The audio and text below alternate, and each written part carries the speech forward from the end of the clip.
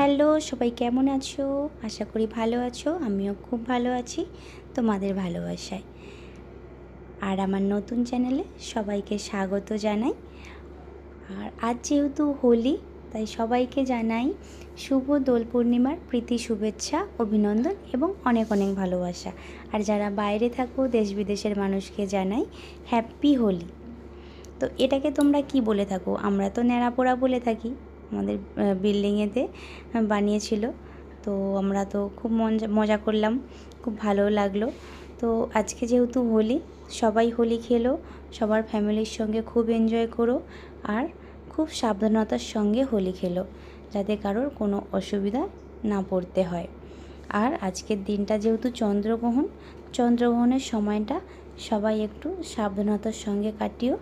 তারপরে তার আগেটা তোমরা হোলি খেলে নিও, যাতে না কোনো রকম কারোর কোনো অসুবিধা হয়।